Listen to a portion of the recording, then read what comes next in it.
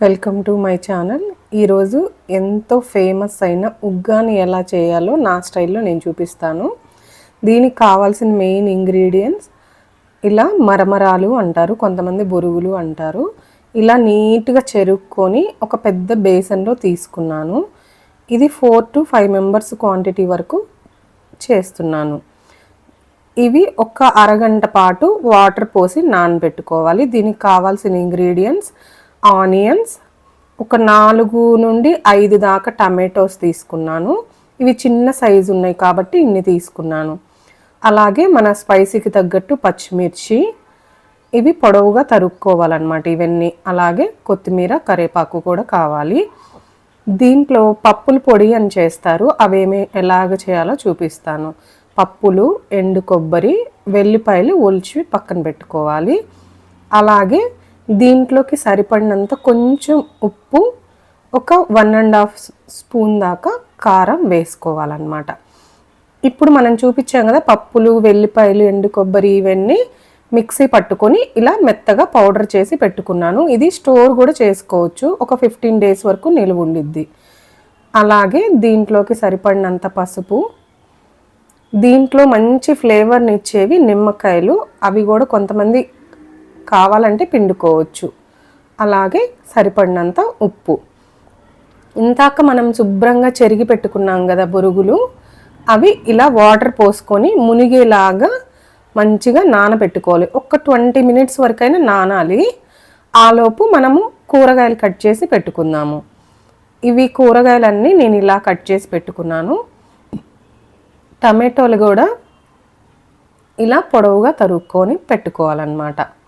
ఇప్పుడు మనము కలబెట్టడానికి వీలుగా ఒక పెద్ద గిన్నెలో చేస్తున్నాను, ఎందుకంటే కొంచెం కలపడానికి స్పేషియస్గా ఉండిద్దని. దీంట్లోకి కొంచెం ఆయిల్ ఎక్కువే పట్టిద్ది, ఒక 5 to 6 స్పూన్స్ దాకా ఆయిల్ వేసుకుంటున్నాను. నేనైతే ఫ్రీడమ్ ఆయిల్ వాడుతున్నాను, మీరే ఏ ఆయిల్ వాడతారో కామెంట్ రూపంలో చెప్పండి. ఇట్లా కొంచెం వేడెక్కినాక తాలింపు దినుసులు వేసుకోవాలన్నమాట. తాలింపుకి చూపిస్తాను. పచ్చిపప్పు, జీలకర్ర, ఆవాలు, మినప్పప్పు అన్నీ వేసి వేయించుకోవాలి. కొంతమంది బాగా స్పైసీగా తింటారు, మనం స్పైసీకి తగ్గట్టు వేసుకోవాలి. పచ్చిమిర్చి కూడా, ఆవాలు, జీలకర్ర ఇవన్నీ పోపు వేసుకొని వేయించుకోవాలి. ఇప్పుడు మనం కట్ చేసుకున్న కూరగాయలన్నీ ఒక్కొక్కటిగా వేసుకుంటూ వేయించుకోవాలన్నమాట. ఇంత మనం కట్ చేసి పెట్టుకున్నాం కదా, ఆనియన్స్, పచ్చిమిర్చి, కొత్తిమీర, కరివేపాకు, టమాటోలు అన్నీ వేసి కొంచెం ఉప్పు వేసి మంచిగా మగ్గపెట్టుకోవాలి. ఇదంతా లో ఫ్లేమ్లోనే చేసుకోవాలి. ఓకే, కొంచెం ఉప్పు వేస్తున్నాను, మళ్ళీ తర్వాత మనం సరి చూసుకోవచ్చు. ఇవంతా మంచిగా మగ్గినాక, కొంచెం మగ్గినాక టమాటోలు వేసుకోవాలి. అలాగే టమాటాలు వేసినాక కొంచెం పసుపు వేసుకోవాలి, దీనికి కలర్కి తగ్గట్టు అన్నమాట. ఉగ్గానీలోకి మంచి కాంబినేషను అంటే పకోడీ కానీ లేకపోతే మిర్చి బజ్జీలు కానీ చాలా టేస్టీగా ఉంటాయి. మీరు ఏ కాంబినేషన్లో తింటారో కామెంట్ రూపంలో చెప్పండి. టమాటాలు కొంచెం మగ్గినాయి కదా, ఇప్పుడు పసుపు వేస్తున్నాను. ఒక్కసారి కలబెట్టి ఇవన్నీ మూత పెట్టి లో ఫ్లేమ్లో మగ్గబెట్టుకోవాలన్నమాట. ఇవి 5 to 10 minutes వరకు మగ్గబెట్టుకోవాలి.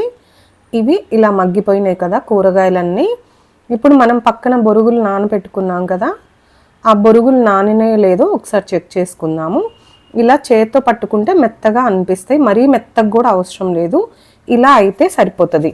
ఇప్పుడు వాటర్ ఏం లేకుండా గట్టిగా పిండేసి మనం చేసుకున్న తాలింపులోకి ఈ బొరుగులన్నీ వేయాలన్నమాట. వాటర్ అస్సలు లేకుండా చేసుకోండి, లేకపోతే వాటర్గా ఉంటుంది. ఓకేనా, ఇట్లా గట్టిగా పిండేసుకోవాలి ఉన్న బొరుగులన్నీ.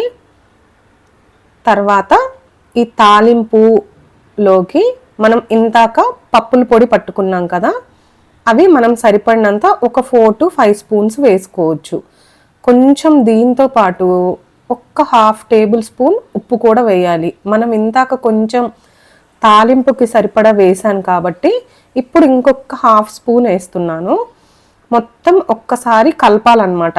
ఈ పప్పుల పొడి, తాలింపు ఇవన్నీ మొత్తం కలిపి ఇంకొక 10 మినిట్స్ స్టవ్ మీద పెట్టి లో ఫ్లేమ్లో మగ్గపెట్టుకోవాలి.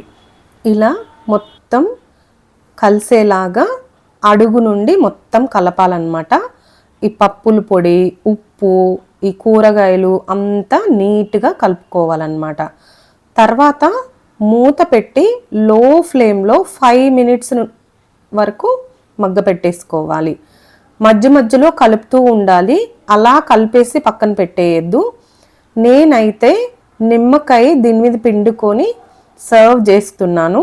కొంతమంది నెయ్యితో కూడా తింటారు. Thank you for watching.